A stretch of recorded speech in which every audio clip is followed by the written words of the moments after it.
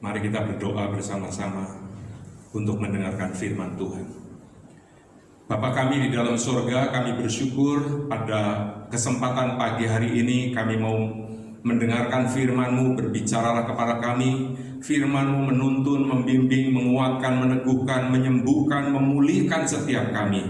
Berbicaralah Tuhan, kami siap mendengar. Di dalam nama Tuhan Yesus kami berdoa, kami bersyukur. Haleluya, haleluya, amin.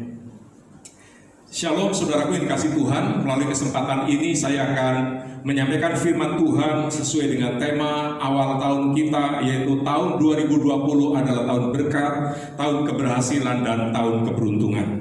Ayat kebenaran firman Tuhan yang akan saya bacakan adalah dari Kejadian pasal 12 ayat yang kedua. Firman Tuhan berkata, Aku akan membuat engkau menjadi bangsa yang besar dan memberkati engkau serta membuat namamu masyhur dan engkau akan menjadi berkat. Nah, Bapak Ibu Saudara, melalui kesempatan ini mari kita akan sama-sama belajar bersama-sama. Apapun situasi, keadaan, masalah, dan persoalan yang sedang dihadapi hidup kita, keluarga kita, bangsa, dan negara kita, kita tetap percaya bahwa firman Tuhan ya dan amin. Apa yang dikatakan Tuhan itulah yang akan Tuhan kerjakan dalam hidup kita. Pertanyaannya, berkat-berkat apa sekarang yang Tuhan akan berikan kepada kita sekalian? Pada kesempatan pagi hari ini saya akan menyampaikan sedikitnya ada 3 berkat yang Tuhan sudah siapkan bagi kita sekalian. Yang pertama, kita akan membaca di dalam Roma pasal 8 ayat 28. Firman Tuhan berkata, kita tahu sekarang bahwa Allah turut bekerja dalam segala sesuatu untuk mendatangkan kebaikan bagi mereka yang mengasihi Dia, yaitu bagi mereka yang terpanggil sesuai dengan rencana Allah. Nah, Bapak Ibu, melalui bacaan ayat ini kita tahu bahwa berkat yang pertama adalah berkat pekerjaan Tuhan yang mendatangkan kebaikan bagi hidup setiap kita yang mengasihi Tuhan. Karena itu di dalam situasi apapun, Bapak Ibu Saudara, yang menjadi ukuran diberkati atau tidak adalah apakah kita tetap mengasihi Tuhan, yaitu apakah kita tetap percaya dan taat kepada firman-Nya. Pada waktu saudara dan saya tetap mengasihi Tuhan, tetap percaya kepada firman-Nya, apapun situasi yang terjadi dalam hidup kita, kita tahu bahwa ujung-ujungnya pasti akan membawa berkat bagi kita sekalian. Karena ayat ini menekankan jelas bahwa Allah turut bekerja. Allah turut bekerja, berarti kita punya Allah yang tidak pernah berdiam diri, Allah yang selalu turun tangan, campur tangan, mengerjakan sesuatu bahkan yang tidak dilihat oleh kasat mata kita. Karena itu percayalah bahwa saat ini Tuhan sedang mengerjakan hal-hal yang besar, dahsyat, dan ajaib dalam hidup kita sekalian. Yang kedua, berkat yang Tuhan sudah siapkan bagi kita, 2 Korintus pasal 12 ayat yang ke-9, firman Tuhan berkata, tetapi jawab Tuhan kepadaku, cukuplah kasih karuniaku bagimu, sebab justru dalam kelemahanlah kuasaku menjadi sempurna. Sebab itu terlebih suka aku bermegah atas kelemahanku, supaya kuasa Kristus turun menaungi aku. Nah, saudaraku, yang kedua adalah berkat menyaksikan kuasa Tuhan yang sempurna bagi hidup kita sekalian.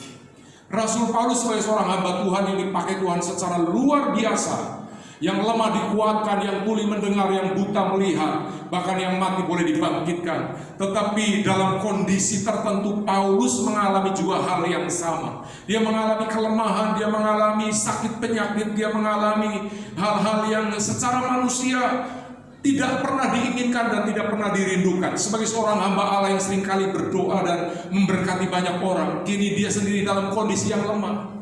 Tetapi pada waktu dia terus berdoa berkali-kali kepada Tuhan, Tuhan berkata kepada dia, cukuplah kasih karuniaku, dalam kelemahanmu lah kuasaku menjadi sempurna, kata Tuhan kepada Paulus. Karena itu bagi Bapak Ibu Saudara yang saat ini kita mungkin secara fisik sedang lemah, yang mungkin sedang mengalami sakit penyakit, jangan pernah berhenti berharap kepada Tuhan dan percayalah Tuhan Yesus itu tetap baik dan Dia sedang melakukan hal-hal yang besar dalam kehidupan kita sekalian.